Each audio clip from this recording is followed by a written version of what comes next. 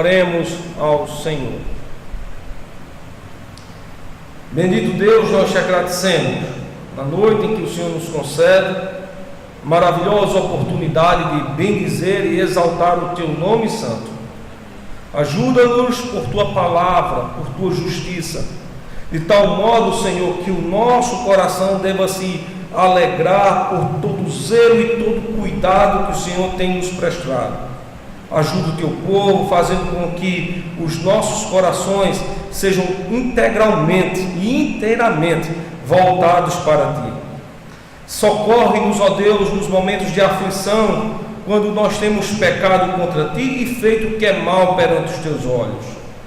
Dá-nos, ó Deus, cada vez mais o afinco de te conhecermos através do exame cuidadoso e detalhado de tua palavra. Nós ainda clamamos por aqueles que hão de herdar a salvação, que o Senhor, portanto, os salve e os traga ao aprisco do Senhor, para que, cuidados pelo Senhor, eles possam te exaltar e te bendizer frente à beleza excelsa de tua santidade.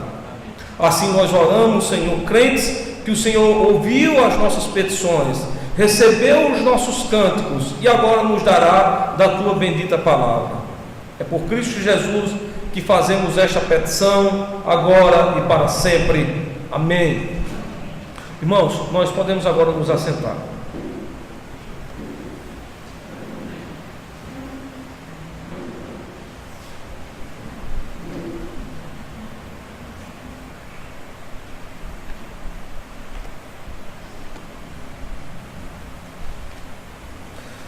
Gostaria de convidá-los para que a gente pudesse ler na palavra do Senhor, Mateus capítulo 12, do verso 1 ao verso 8.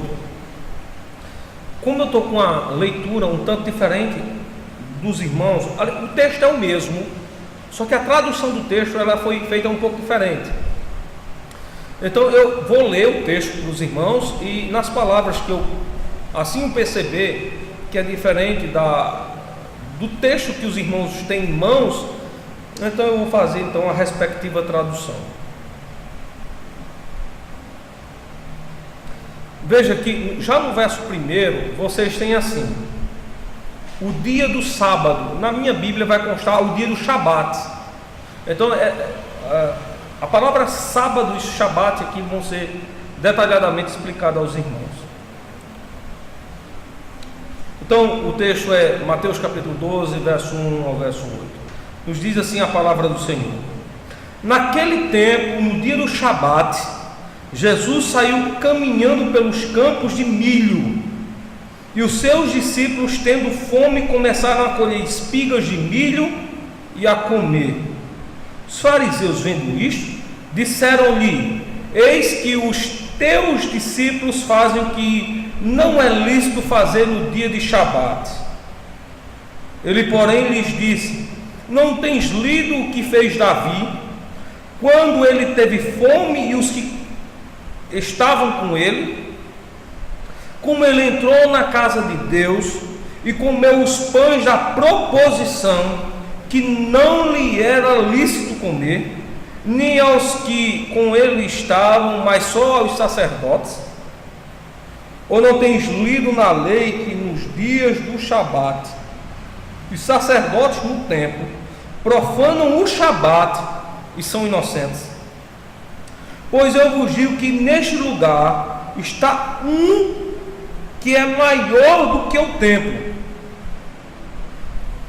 Mas se vós soubesseis o que significa eu quero misericórdia e não sacrifício, não condenaríeis os inocentes, porque o Filho do Homem até do dia do Shabat é Senhor.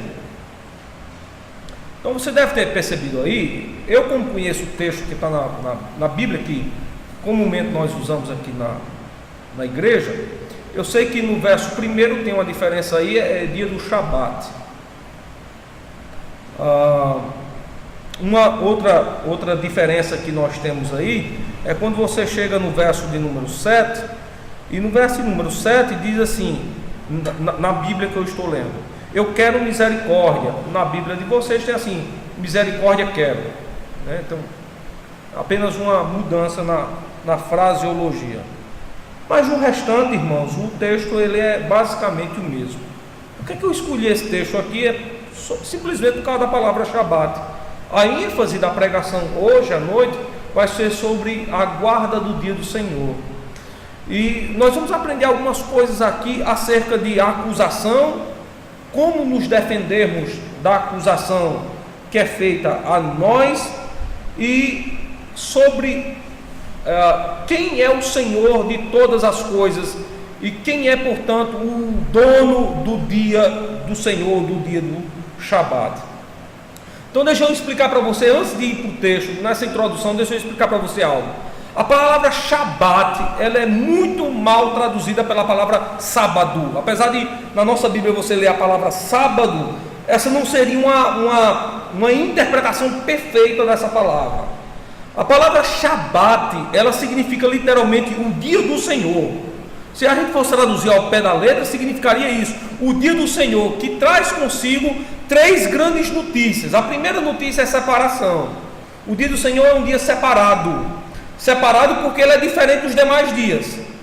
É no dia do Senhor que é feito o culto, é no dia do Senhor que se presta adoração, é no dia do Senhor que é feito os sacramentos. Então ele é separado nesse sentido. Segundo, o dia do Senhor é um dia em que se deve prestar adoração a Deus. É por isso que nós dizemos aqui na igreja que o único dia que se presta culto a Deus é o dia de sábado, ou Shabat cristão, que é o dia do Senhor, que é o nosso domingo. Então somente nesse dia deve se prestar culto, porque somente nesse dia o Senhor faz santa convocação.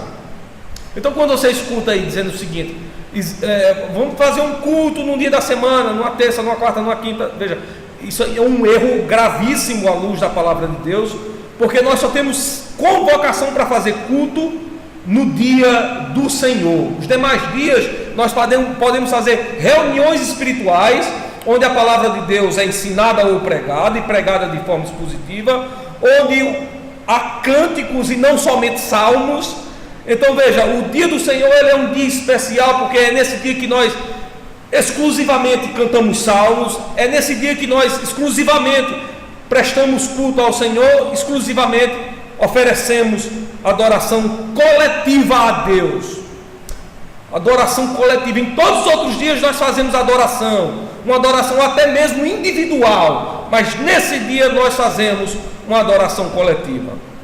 E à luz da palavra de Deus, é nesse dia que nós oferecemos 2 cultos ao Senhor: o culto da manhã, que no Antigo Testamento era chamado de sacrifício matutino, e também o culto à noite, que no Antigo Testamento era chamado de adoração ao Senhor. Então veja, nós temos aqui no dia de domingo, no santo dia do Senhor, então essa exclusividade de oferecermos tanto um culto pela manhã como um culto à noite. Amanhecemos o dia, adoramos a Deus, e também fechamos o dia também adorando ao Senhor. Então essa é a exclusividade que recai sobre o Shabat. Ele é um dia de adoração. Uma terceira exclusividade é que esse dia é um dia de descanso. Os crentes não trabalham. Comumente os crentes param para adorar a Deus. Nós temos algumas profissões que é lícito se fazer trabalho.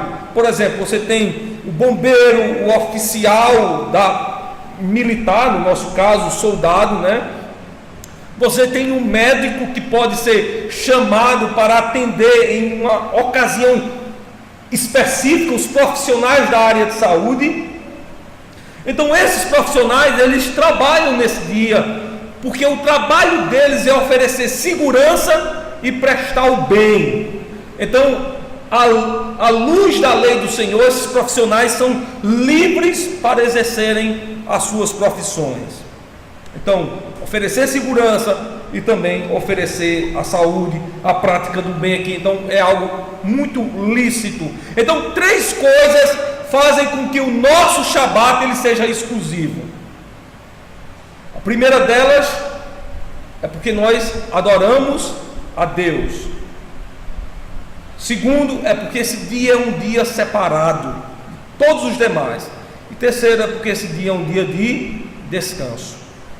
Esse dia nós descansamos no Senhor. e não somente da fadiga do corpo. E aqui às vezes é uma interpretação equivocada acerca do descanso.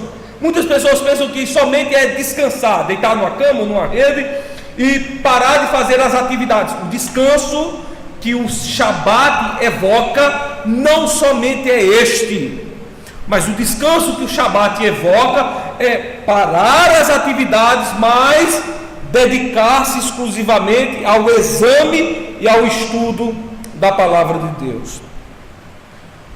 O capítulo 21 da nossa confissão de fé fala sobre o que também pode ocorrer no Shabat. E quando o capítulo 21 da nossa confissão de fé diz isso, ele também lastreia esse pensamento à luz da palavra de Deus.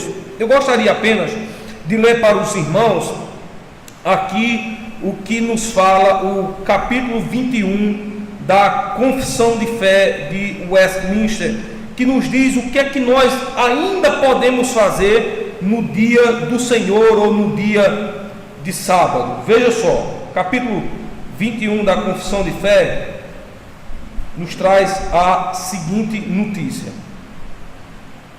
Capítulo 21, a seção de número 5, diz assim: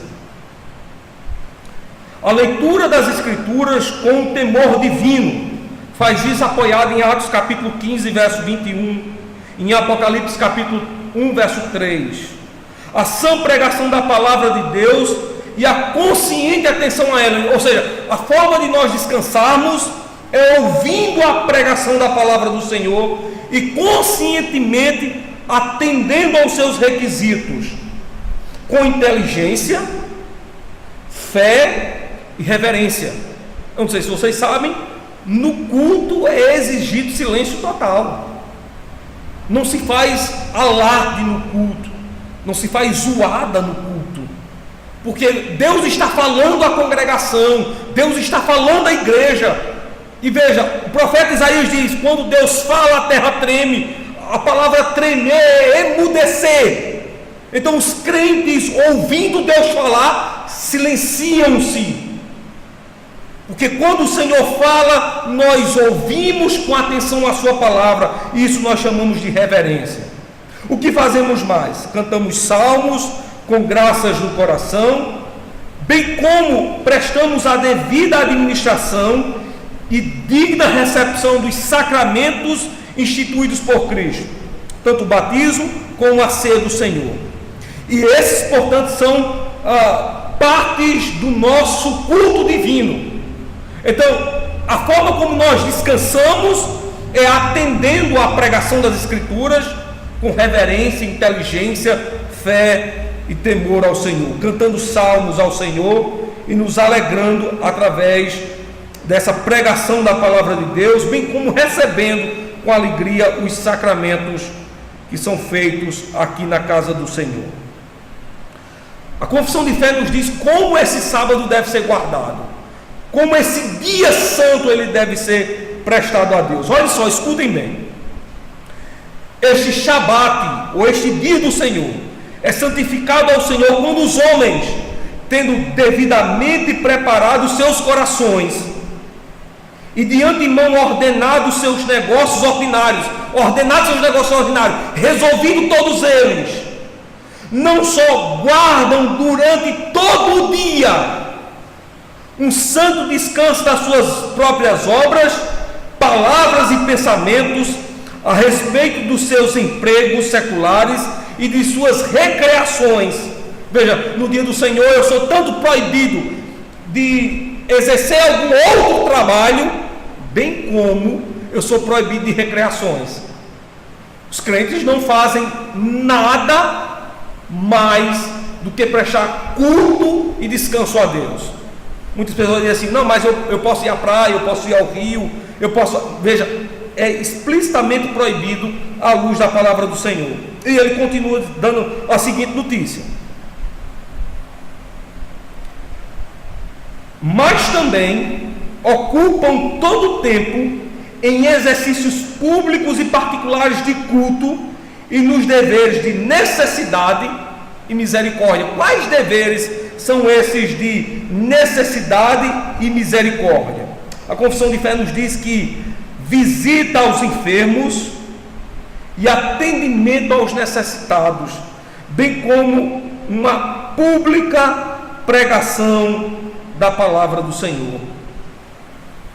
Eu visito os enfermos, eu visito os necessitados e prego a palavra de Deus. Eu posso socorrer os aflitos, e isso me é lícito fazer à luz da palavra do Senhor. E quando ele diz isso, ele está baseando essa afirmação em Êxodo capítulo 16, verso 23, em Êxodo capítulo 29, verso 30, em Êxodo capítulo 31, verso 15 e 16, e em Isaías capítulo 58, verso 13. Dito isto, irmãos, nós vamos ver agora no texto do capítulo 12 do livro de Mateus a infame acusação que é feita sobre os discípulos de Cristo. Vejam só, irmãos, verso 1 e verso 2, nós temos a infame acusação. Diz assim: naquele tempo, no dia do Shabat, ou seja, no dia do Senhor, Jesus saiu caminhando pelos campos de milho, e os seus discípulos, tendo fome, começaram a colher espigas de milho e a comer. Agora vejam só, atentem que o texto está dizendo assim, é algo imediato. Eles pegaram a espiga de milho, pegaram o fruto e imediatamente levaram à boca. Eles não trabalharam nesse dia, eles não colheram fruto e cozeram, eles não colheram fruto e assaram. Eles simplesmente pegaram as espigas de milho e, por causa da glória de Deus, comeram aquela espiga de milho assim como já estava. Todos nós que aqui estamos conhecemos um milharal, e nenhum de nós aqui em sã consciência tomaria uma espiga de milho e levaria rapidamente à boca, como se faz com uma manga, com uma laranja, com uma uva, com uma goiaba ou qualquer outra das frutas que nós conhecemos, que podem brotar no nosso pomar, no nosso jardim. Nós tratamos o milho, e essa época de Cristo, a tradição era que o milho fosse tratado cozido ou assado. Mas o texto nos leva a entender que rapidamente, logo após a colheita da espiga, eles comeram o milho. Vejam que se eles fizeram isso, o próprio texto vai nos indicar que eles tinham fome. O verso de número 1 diz assim: tendo fome, começaram a colher espigas de milho e a comer. A ideia do verso 1 é que colheram e comeram.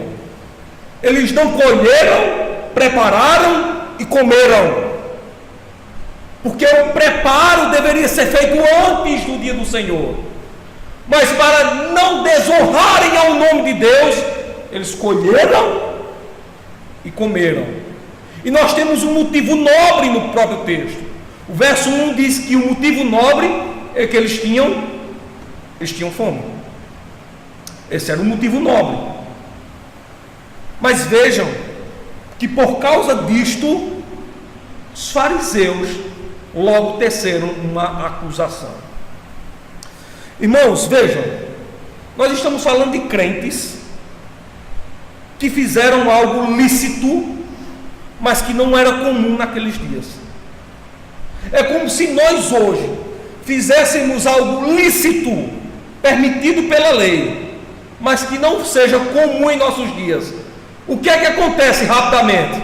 Os homens logo aplacam uma verdadeira acusação. Os homens logo dizem: vejam, eles fazem o que é mal. Sabe por que fazem isso? Porque o mundo inteiro está em trevas, e visto que os crentes são um exemplo da luz, tudo o que eles fazem é observado pelo mundo.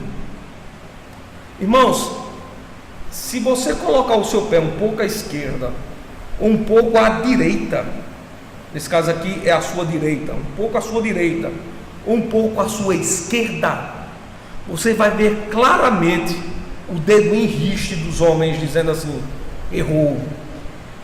Porque o mundo nos observa.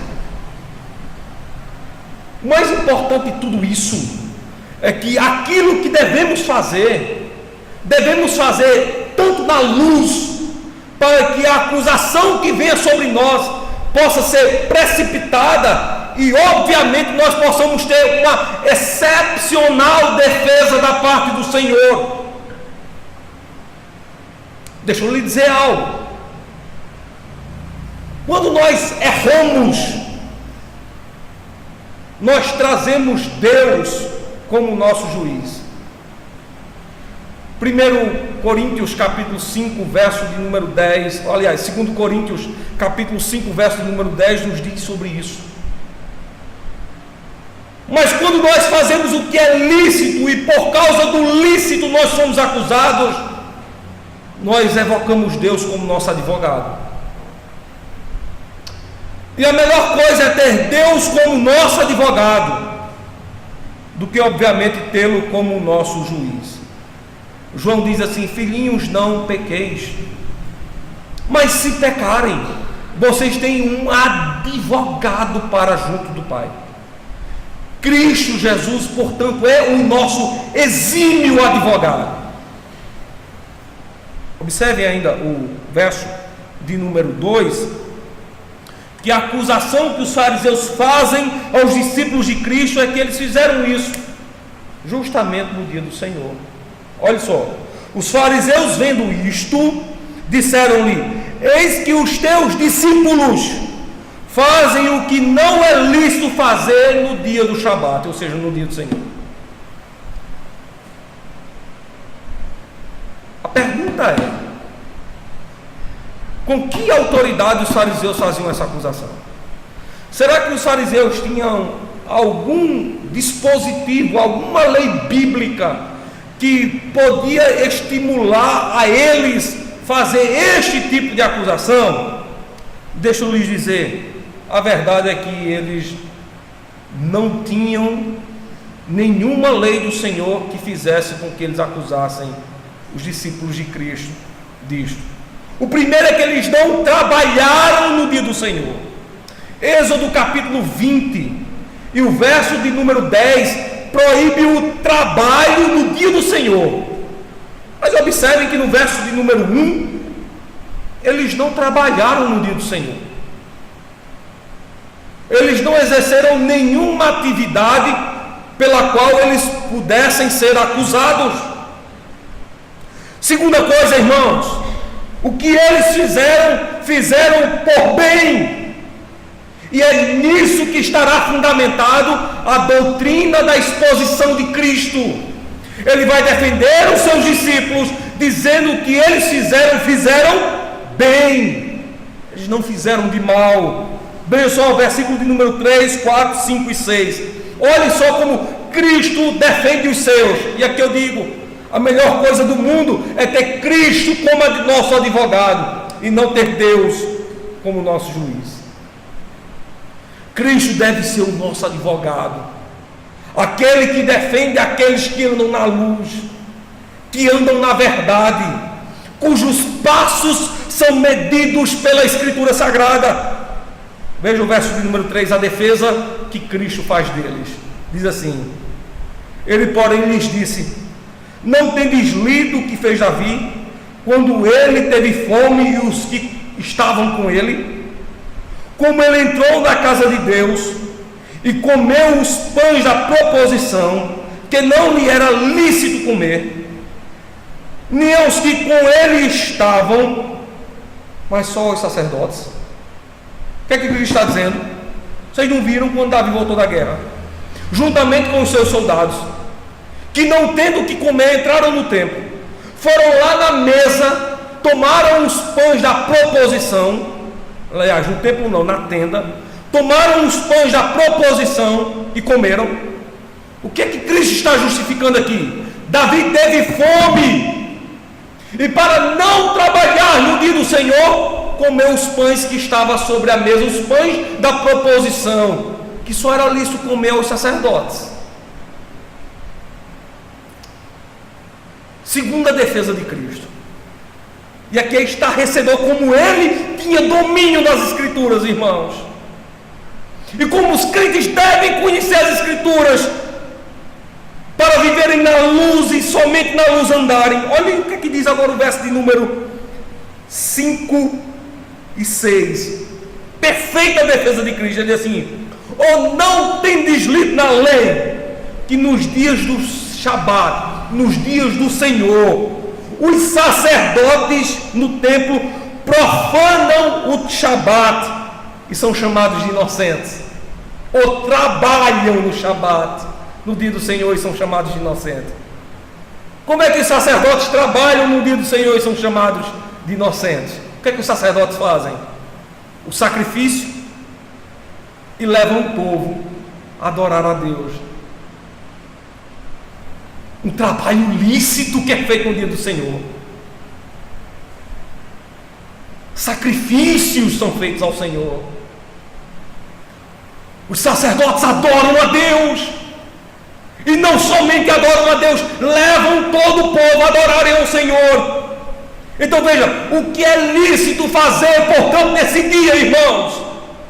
Adorarmos a Deus e levarmos os nossos irmãos a adorarem ao Senhor. Esse é o nosso trabalho nesse dia. Eu gostaria que você visse esse trabalho sendo realizado através de um cântico. Abra sua Bíblia aí no Salmo de número 42, um dos mais belos salmos que nós temos aqui na palavra de Deus.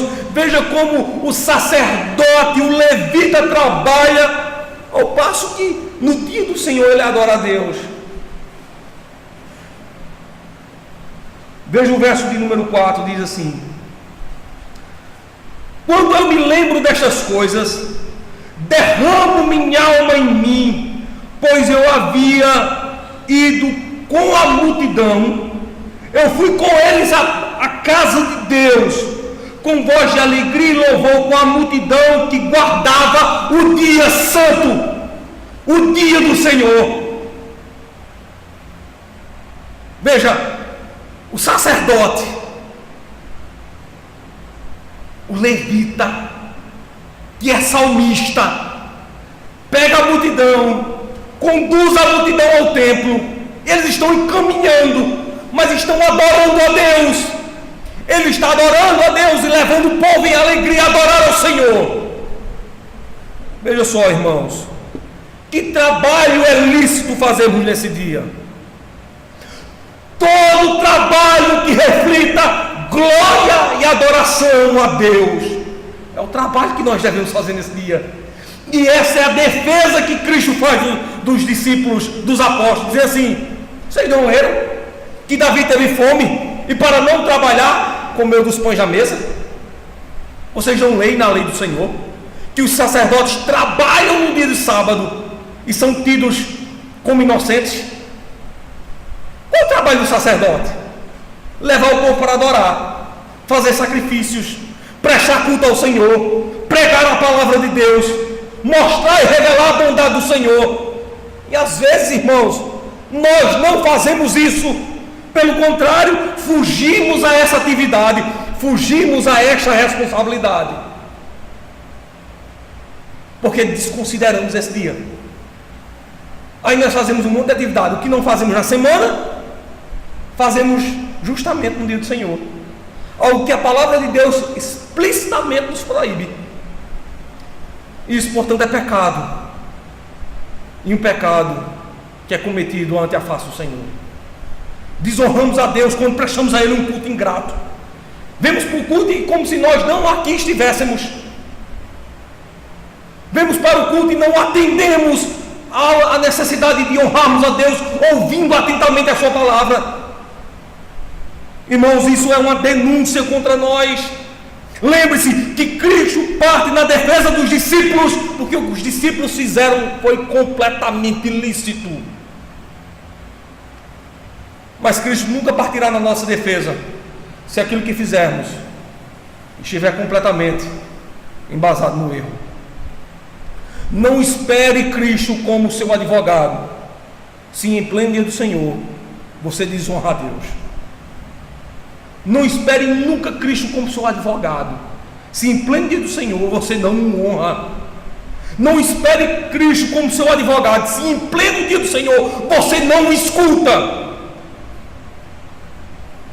Você ou não vem para o culto, ou se vem você dorme.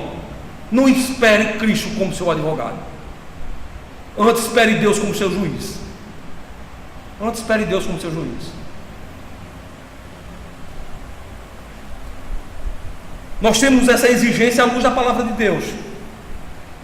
Eu gostaria de passar em vista isso sobre nós. Abra, portanto, sua Bíblia aqui em Êxodo capítulo 20. Veja que a Escritura literalmente é muito enfática acerca da preservação da guarda do dia do Senhor. O verso 8 diz o seguinte: lembra-te do dia do Shabat para santificá-lo. Ou seja, a palavra santificar aqui esse dia é separado dos demais. Às vezes você quer tratar esse dia como se fosse um dia qualquer. Você diz assim: o dia do Senhor é como se fosse uma segunda, uma terça, uma quarta, uma quinta, uma sexta e um sábado. Não é. O dia do Senhor é um dia santo, e portanto você deve separá-lo dos demais. O texto nos diz porque que esse dia é um dia santo. Observe aí o verso número 9: porque em 6 dias você trabalha e faz toda a sua obra. Agora olhe só a notícia do verso 10: mas o 7º dia é o Shabat do Senhor teu Deus. Nele não farás obra alguma, nem tu, nem teu filho, nem tua filha, nem teu servo, nem tua serva, nem o teu gado, nem o teu estrangeiro que está nas tuas portas. Veja, nesse dia você para descansar, porque esse dia é o dia do Senhor, e você não faz absolutamente nada, a não ser adorar a Deus e lhe prestar culto. E observe o domínio que tem sobre o dia do Senhor. O domínio que tem sobre o dia do Senhor é que essa responsabilidade é sua como chefe de casa, e você coloca sob sujeição quem? Sua esposa, seus filhos. Se você tiver empregados, seus empregados param. Se você tiver um gado no campo moendo, trilhando, trabalhando, você faz com que aquele gado trabalhe. Perceba que nós fazemos isso porque nós recebemos tradição da parte de Deus. Ele nos dá o exemplo e nós o seguimos. O exemplo começa em Deus e nós seguimos o exemplo. Observe aí o verso número 11. Olha o exemplo, quem começou a dar. Pois em 6 dias fez o Senhor os céus e a terra, o mar e tudo que neles há, e descansou no 7º dia. Portanto o Senhor abençoou o dia do Shabat e fez o quê? O santificou. Disse assim: esse dia é um dia santo. Esse dia é um dia diferente dos demais. Deixa eu dizer uma coisa: os crentes puritanos, quando chegavam no dia do Senhor, colocavam a melhor roupa, os melhores trajes, os trajes de gala, porque eles iam para o culto para se apresentarem diante de Deus. Não é assim que nós nos vestimos quando somos convidados para um casamento, para um aniversário, para uma festa, para uma colação de grau de uma pessoa a quem nós estimamos muito? Nós colocamos o melhor traje em honra àquela pessoa. Nós não nos vestimos de forma desrespeitosa, em que não emita prestígio. Pelo contrário, nós vestimos a melhor roupa, colocamos a melhor indumentária, o melhor terno, a melhor camisa, a melhor calça, o melhor sapato. Interessante é que no dia do Senhor a gente vem como se viesse para assistir um vagabundo falar, como se Deus não estivesse no culto, ou como se ele fosse inferior à presença de qualquer homem. Há pessoas que até dizem: se for fulano que for pregar, eu não vou para o culto. Oxente, e é assim que você presta honra a Deus? Nesse dia quem fala a igreja não é pastor nenhum. Nesse dia quem fala a congregação é o próprio Senhor, irmãos. E nós devemos honrar ao Senhor porque Ele é digno, somente Ele é digno de louvor, adoração, culto e exaltação. Lembre-se, se nós andarmos na luz, pelo caminho da palavra de Deus, nós temos Cristo como nosso advogado. Mas lembre-se também, se nós desviarmos o nosso pé, nós teremos Deus como nosso juiz. E se tem uma coisa que Deus não esquece é dos nossos pecados. E Ele passa em vista todos os nossos pecados, dizendo onde erramos, como erramos, o motivo pelo qual erramos e a consequência do nosso erro. Lembre-se disso, meu irmão. Lembre-se disso. Pecado cometido é pecado que Deus passa em vista. Deus não pega os nossos pecados e joga para debaixo do tapete. Deus não faz isso. Deus não pega os nossos crimes e coloca debaixo da cama. Esse dia é o dia para Deus ser honrado, irmãos. Esse dia é o dia para que Deus seja conhecido entre os crentes. E milhares de crentes. E eu não somente digo desta congregação, mas milhares de crentes deixam de prestar culto ao Senhor para ficar diante de televisão, nas calçadas conversando besteira, nas ruas fazendo o que não deve, em casa fazendo o que não se sabe, ao invés de atender ao chamado do Senhor. Você já se perguntou por que esse dia é um dia diferente? Preste atenção que Cristo agora vai dizer para nós porque esse dia é um dia diferente. Volte aí para Mateus capítulo 12. Observe agora os versos de número 7 e 8. Veja, ele vai agora dizer claramente para nós porque esse dia é um dia diferente dos demais. Ele diz assim: mas se vós soubesseis o que isto significa, eu quero misericórdia e não sacrifício, não condenaríeis os inocentes. Então ele reconhece que os discípulos não cometeram um erro ao comer as espigas de milho. Ele os chamou de inocentes. Chamou de inocentes. Eles não fizeram nada contra a palavra de Deus. Eles não fizeram absolutamente nada de errado. Quem é que está julgando essa causa? Olha o verso 8 agora. Porque o Filho do Homem, até do dia de Shabat, é o Senhor. O dono do dia está dizendo assim: eles não fizeram nada de errado. Por que esse dia é um dia especial? Sabe por quê? Porque ele não é seu. Ele não é nosso. Ele não é de nenhum de nós. Ele pertence ao Senhor. É por isso que a palavra Shabat é o equivalente a dia do Senhor e não dia de sábado.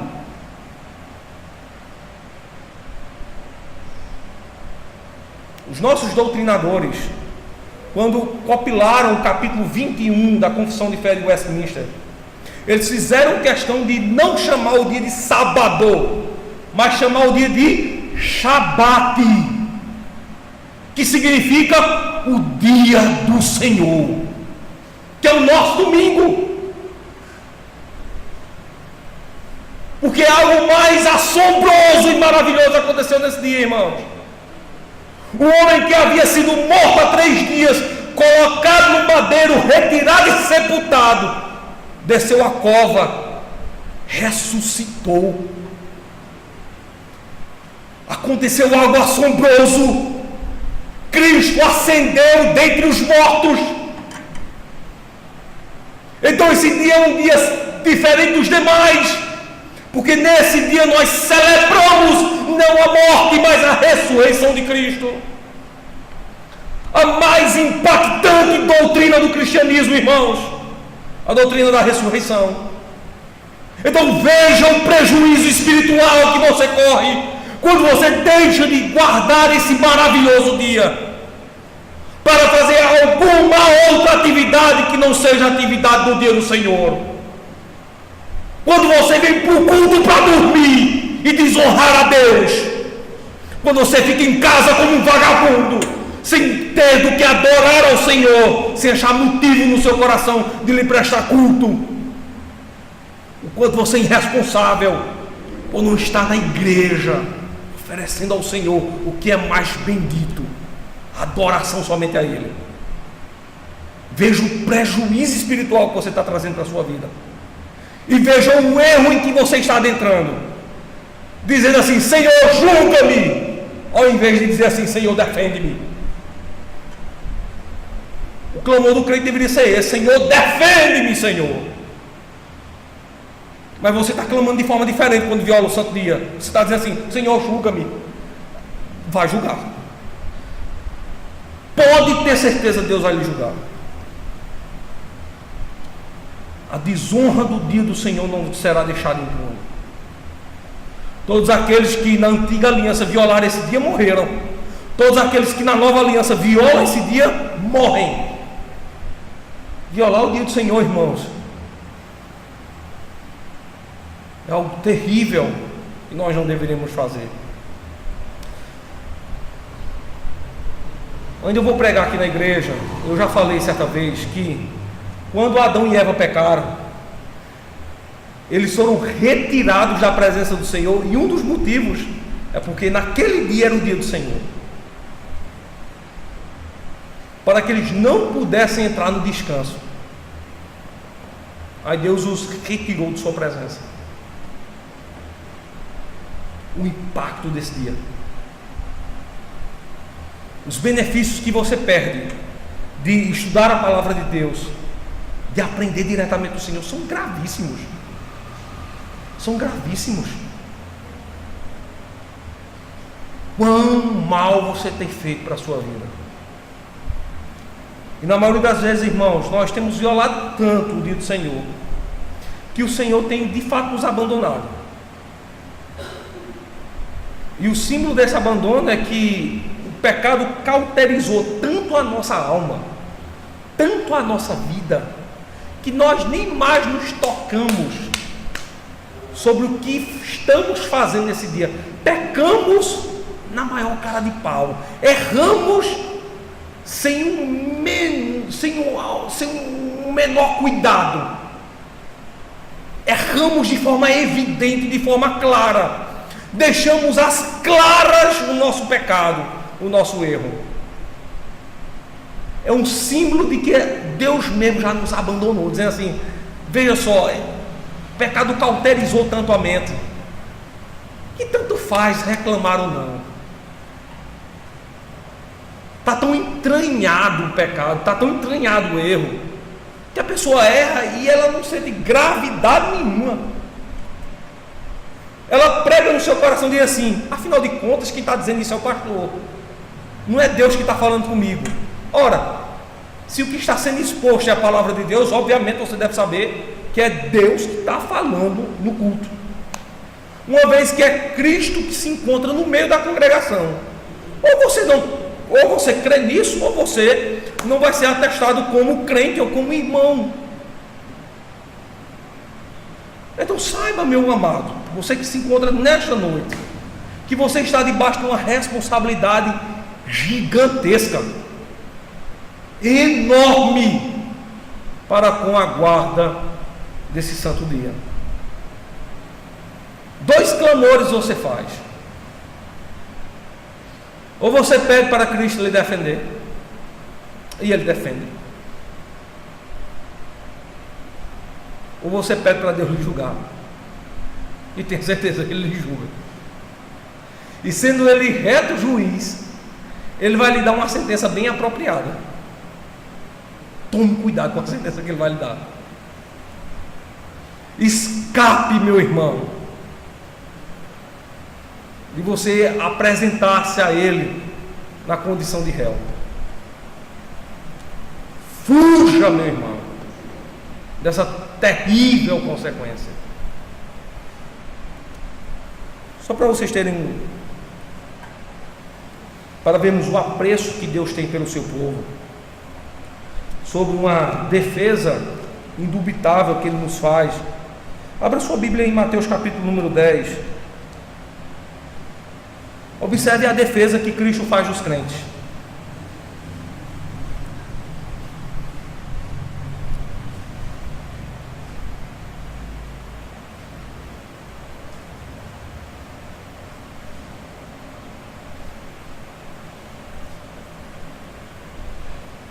verso de número 18, do capítulo 10.